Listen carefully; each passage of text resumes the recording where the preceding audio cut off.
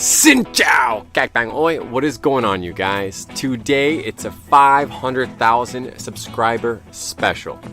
Thank you so much for all the support. I could not have done this without you guys. So again, thank you. Cảm ơn. Rất nhiều. Rất nhiều.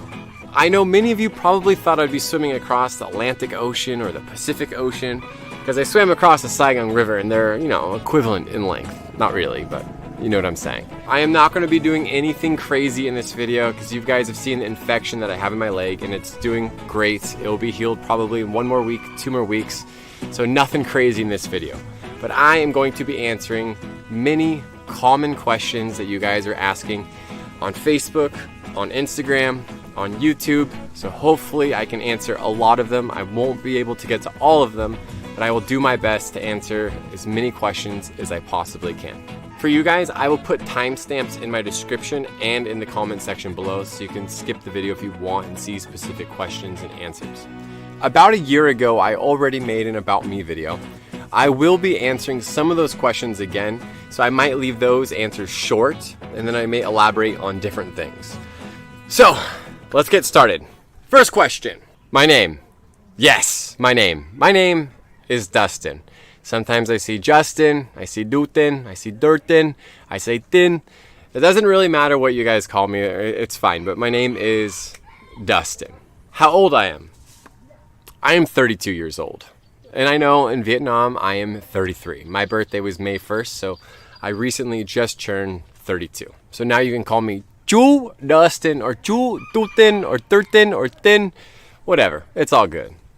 My height and weight, I am 1.91 meters or 6'3", and about 90 kilos. So it's about 198 pounds. And sometimes you guys ask me, it's like, how did I get so tall? Well, my mom's the tall one in the family. She's 6 foot, which is I think like 185 centimeters. She's shorter today. But my dad is the small one in the family. He's 5'9". I think he's 5'9". Which is, I don't know centimeters, but I'll put it somewhere up here. I'm not very good at the arrows, but I'll put, that's centimeters right there. So yeah, my mom's a tall one. I got height from her side. Have my parents been to Vietnam? So I do have an older brother who has not yet been to Vietnam. He lives in the Netherlands. That's in Europe, if you guys don't know where the Netherlands is. My parents were planning on coming February, March, 2020, so this year. However, the world circumstances, what's going on right now, that was not possible, so they had to delay their trip. They do plan to come back out in the future, but right now there's so much uncertainty, so it's quite difficult to plan for something like that. But yeah, they will be coming out in the future. When? Chiều biết, không biết? I don't know. But we'll have to wait and see. I get asked this all the time, but where am I from? I am from the United States, specifically Orange County, California. So yeah, now you know where I'm from. Okay, next question. All right, so now I'm going to start elaborating a little bit more with some of the questions because the ones I just answered, I get asked all the time and I've mentioned them in a handful of videos. But how long have I been in Vietnam? Well, I've been in Vietnam for almost 6 years, but I would say over 5.5. Right now it's May, but yeah, maybe like 5 years and 9 months or so. So almost 6 years I've been in Vietnam. When I first moved here, I lived in Nha Trang for 2 years and then the rest in Ho Chi Minh City. And the question I think I get asked most often is, why did I come to Vietnam? Well, this is a very long story, so you guys bear with me here because I have to talk about a lot of stuff. But I've been in Vietnam for almost 6 years, which I just mentioned. But I came to Vietnam in my early 20s. I used to do something called tour cycling. So I would fly somewhere on the bicycle, I'd go by myself, and then I would ride the bicycle from wherever that is to a certain destination. So I flew to Vietnam when I was 23, I think, 23, maybe 22, maybe 24, no, 23. But I flew to Vietnam when I was 23, and I rode my bicycle, I rode my bicycle from Vietnam to Phnom Penh in Cambodia, to Bangkok, Thailand, to Viet Thanh in Laos, and then came all the way back to Vietnam. When I was doing my bicycle tour, I stopped in Da Nang. So in Da Nang, I met a very friendly doctor. I don't remember his name. If you're watching this, I'm sorry. But he was a really friendly guy, and I spent some time with him. At the time, I think he lived in Bomotho or Daklak somewhere. Komnya? I don't remember. But he gave me all his contact information, his email, his phone number. And at the time, I really didn't think much of it. So from Da Nang, I ended up riding my bicycle back to Ho Chi Minh. From Ho Chi Minh, I flew back to America, and I continued with school. Being from Southern California, I had a lot of Vietnamese friends because I'm from Orange County, California. There's a huge Vietnamese population there. So getting exposed to Vietnamese culture in college because of my friends, and then in university, I studied nutrition science. From nutrition science, I was actually going to study to become a physician's assistant. So in order to become a physician's assistant, you need 2 years or 1 year, depending on the program, of medical experience. So after I graduated, I was doing medical work. And then after I finished the medical schooling that I was doing, I was working on the East Coast of America, and I was getting a little bored with everything. And I remembered the doctor from Da Nang. And it's been 3 years at this point. And when I went back to California, I found the notepad that I wrote his name on. So I have his name and his email and his phone number from 3 years before. So not thinking much about it, I sent him an email. I'm like, hi, this is Dustin. I met you in Da Nang 3 years ago. And is there any sort of volunteer work or maybe work that I can do in Vietnam that's in the medical field? And believe it or not, he responds back to me. He's like, Dustin, yeah, I remember. Come to Nha Trang. And then I'm like, okay, but can I, have some more details about what's going on? Like, kind of approach this. And pretty much it's like, no problem. Come to Nha Trang. So I came to Vietnam, specifically in Nha Trang, as a medical volunteer. So that is why I came to Vietnam, doing medical work. Rode a bicycle around Vietnam, met a doctor in Da Nang. 3 years later, he helped me get a volunteer position in the hospital in Nha Trang. If you guys are wondering, I don't do anything in the medical field anymore. Still remember some stuff, but a lot of my certifications have already expired. So that's something that I'm pretty much finished with, and I don't really have a problem with that. It's okay. So what do I do in my free time? We'll say hobbies. Many of you already know a lot of my YouTube content, so a lot of outdoor stuff I do enjoy. But with YouTube, I don't do it as much as I used to because it's kind of changed it a little bit, but I still love it. But generally speaking, on like a daily basis, we'll say I'm very passionate about fitness. At the moment, I am trying to do a one-arm pull-up. So being 90 kilos and like 6'3", 191, it's a little bit hard, but I would say I am maybe 4 to 6 months from accomplishing a one-arm pull-up. Right now I can do a chin-up at 62 kilos, so I think it's 136 pounds, which is quite strong for my size.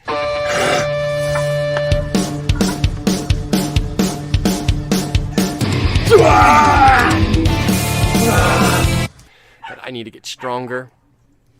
Some of you guys have seen some of my arm wrestling videos. Yes, I do competitive arm wrestling in Vietnam.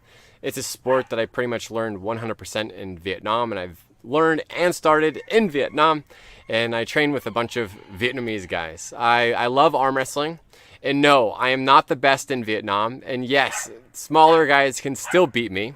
However, disclaimer right here, I do quite well in the south of Vietnam. My right arm is stronger, but it gets hurt a bit more often, so I do better with my left. I'm pretty good in the south of Vietnam. In the north, guys in Hanoi, man hơn, rock man, very strong.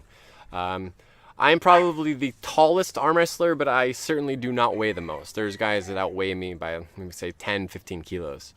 But for me to be number one in the south, I need to beat I think Vin, young guy, really great guy. He lives in Bảo Lao near Da Lat. And Vin, I'm coming for you, Vin. No, but on a serious note, I will beat you. But he's stronger than me right now. On a serious note, if you're interested in arm wrestling in Vietnam, there are clubs everywhere. I mentioned Vin in Bảo Lao and Da Lat, Da Clac, Bun Ma Thuột, Đồng Nai, Ho Chi Minh, Hanoi, Hải Phòng, Ben Tre, Tay Ninh. Everywhere. You can find somebody, some club almost all over Vietnam, and it's great fun. And it's you gotta do it. If you have the opportunity, you gotta do it. It's a humbling sport. You will lose. I also do enjoy reading. And you probably would guess what type of books I like to read. Like zombie books, survival books, post-apocalyptic books, alien invasion books, nuclear wars. I like that genre. Right now I'm finishing a zombie series, and it's good. It's a little slow at times, but for a daily basis, one-arm chin-up practice, arm wrestling practice, and reading. And I did start my garden, but those rats are driving me crazy. I've killed maybe 15 already and ate 6 of them. Technically 7. So how long do I plan to stay in Vietnam? Honestly, I don't really know how to answer that, because just sometimes life, things change, and maybe I'll have to leave, say next year, or maybe 5, 10 years.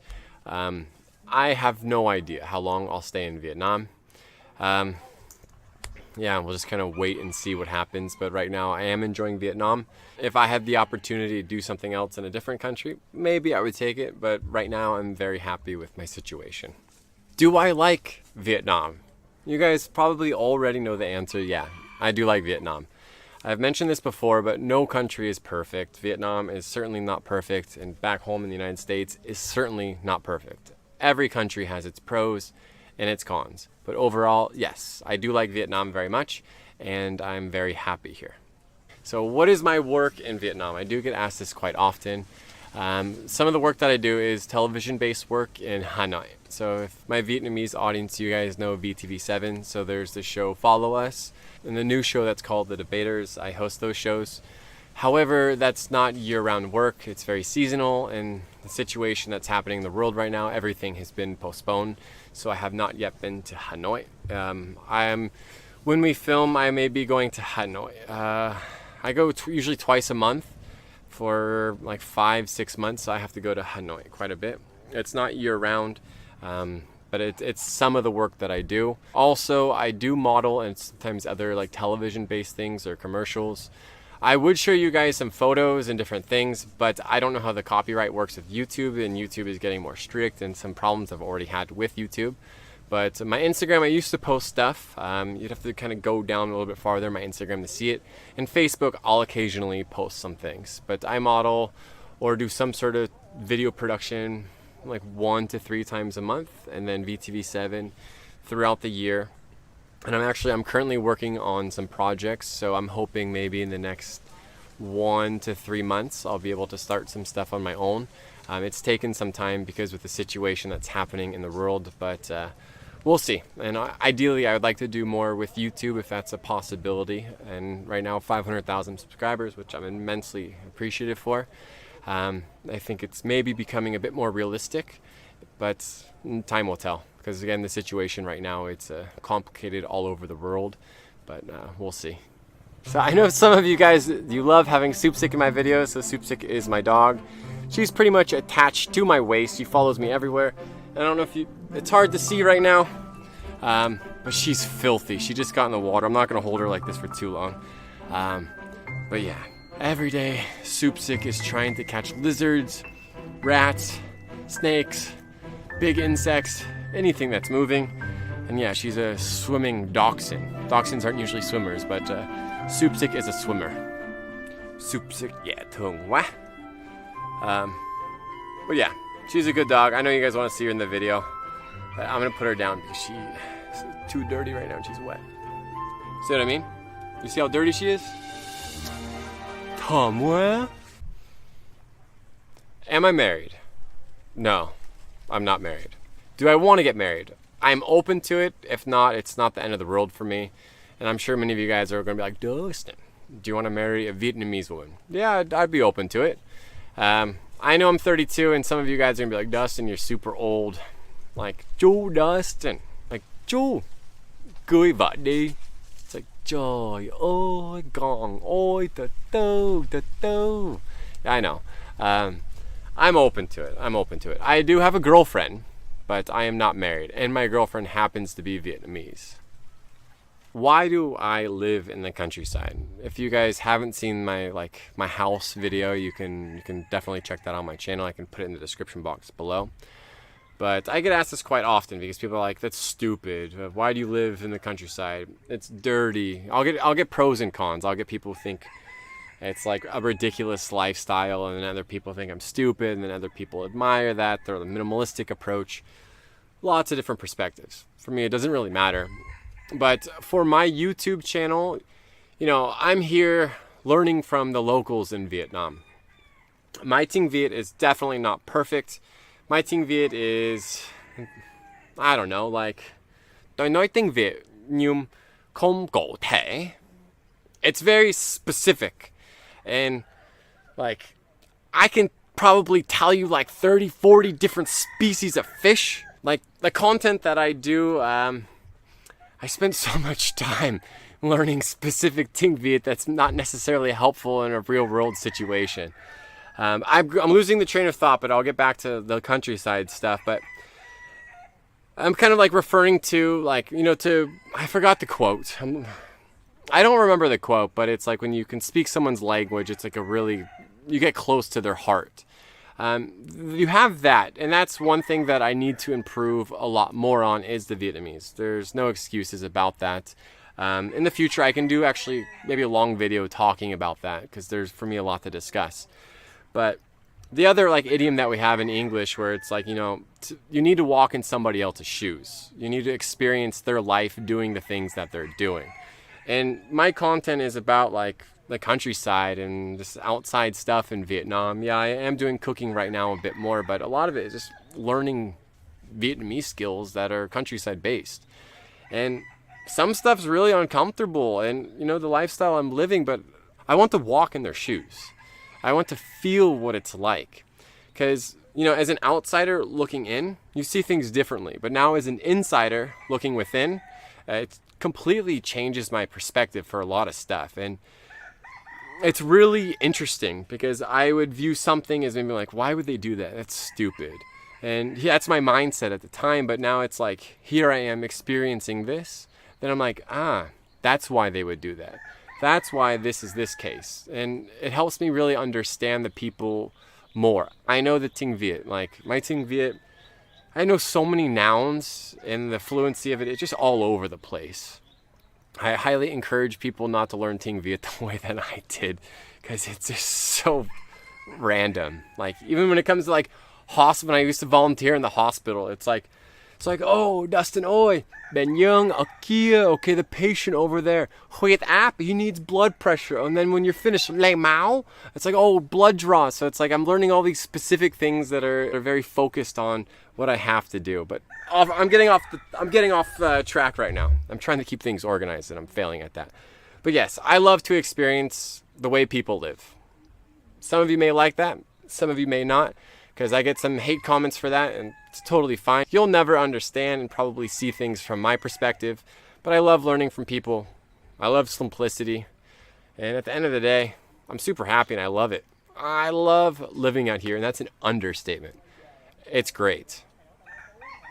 So yeah, why I live in the countryside? Because it's awesome and vui hơn.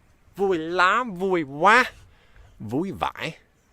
So I'm going to talk about my YouTube journey from today and before. So when I started up until now, 500,000 subscribers. Again, thank you guys. When I originally started YouTube, I started it for an international audience. I didn't think Vietnamese would find it that interesting. To be really honest, like, there's so many Vietnamese men in the countryside who do YouTube, who have great outdoor content, and their skills are 1,000 times better than mine. Because these are like my teachers, my sensei. So I loved learning from the guys in the countryside, because Vietnam is so diverse and it's completely different from Southern California, where I was raised, and the skill sets and what people are capable of doing out here. So I wanted to show the world about the countryside in Vietnam, because I don't know if there's any foreign YouTuber in Asia who's kind of doing what I'm doing. You do get people who travel to an area and then maybe they film a video and then they leave. But what makes me maybe a little bit different is I live it. And I live it, I want to learn it, and then I want to do it myself. Because the best way to learn something is doing it yourself. So a lot of these things that I've learned from the locals in the countryside, which I'm immensely grateful for, is I learned the skill, they teach me the skill, and then I take that skill, I learn how to do it, and then I'm capable of doing it. And for me, it's like having that skill set and that knowledge. I love that feeling. I really, really love it. And for me, it brings me so much joy and happiness learning some crazy stuff in the countryside in Vietnam. Some videos, I document this. I may not necessarily talk about it, but it's a skill set that I'm learning. Some things I don't have any video footage of because it's just depending on the situation or the circumstance. But absolutely love learning these skills. So when I'm doing this, I think maybe an international audience would find it interesting. But I do have majority Vietnamese who watch my YouTube channel. My YouTube is set up for like the United States, all set up for international stuff, but it's just how it worked out. YouTube is a strange beast, and there's certain things about it that I'll never fully understand. But I'm more than happy because I thought Vietnamese would probably find my content quite boring, to be honest, because I'm not very good at a lot of the stuff, because I'm like the student trying to learn from the teacher, and people don't usually like to watch the student. But I guess I'm wrong. And sometimes I don't even know why you guys like to watch my content that much. Because I'm a pretty average dude. I'm a very normal guy. And I screw things up quite often. More often than I should. But yeah. but looking back on everything, I did not expect my YouTube channel to have 500,000 subscribers in a little over a year and a half, which is mind-blowing. I don't even, it's crazy for me. It's absolutely crazy. But I'm so appreciative, and I'm very fortunate for my fans and the people who do watch my YouTube channel. So thank you guys so much. And if you are wondering, I do receive some hate too. But it depends on which social media platform. But some people really do hate me. Like, a lot. So that was from now and before, but now we'll talk about from now and then the future. So my plans for YouTube in the future, to be really honest with you guys, I love living with people and kind of documenting their experience. As a foreigner in Vietnam, some things are different for me compared to a local. So some stuff I just can't do. Some things I am capable of doing, but in the far future, honestly, I would love to live with different ethnic minorities in Vietnam and people who live in the middle of nowhere and spend maybe a month with them, learning all their skills, just kind of hanging out with them. Because sometimes the ethnic minorities don't even speak Vietnamese, but it just hanging out with these people, learning their skills, documenting their livelihood, and working on my one-arm pull-up that I mentioned earlier, because I can just use a tree for that. But I would love to do this. Absolutely love to do this. The logistics of it, it's not as simple as people probably think it is. In the far future, I will try to figure this out. But at the moment, I will continue to do similar content with what I'm doing now. But yeah, it's kind of time will tell, because there's so much uncertainty in the world right now. But I do hope to do more with YouTube. And yeah. That's kind of I just really want to spend time with certain people and live and learn from them. Really enjoy that. Really enjoy that. All right. These are commonly asked questions that I've received on Facebook, Instagram, and YouTube. If I didn't answer your question, you guys can leave me a comment asking that, and maybe once a month, twice a month, I can do a talking video where I answer some questions, but maybe in depth, because some of the stuff today that I answer, I try to keep it a little bit shorter and summarized, because the video would just be way too long. But for you guys, 500,000 subscribers. Thank you so much for all your support. And who knows, maybe when I get 1 million, I can swim across the Mekong River, but I can't have an infection in my leg, and I do have to train for that. I'm not saying I will, but it's a possibility, because I secretly want to do that. So for you guys, if you've made it this far in the video, thank you so much. Honestly, really appreciate it. I hope it was informative for you. If not, that's totally cool too. But I hope you have a great day. Take care. And tạm biệt mọi người.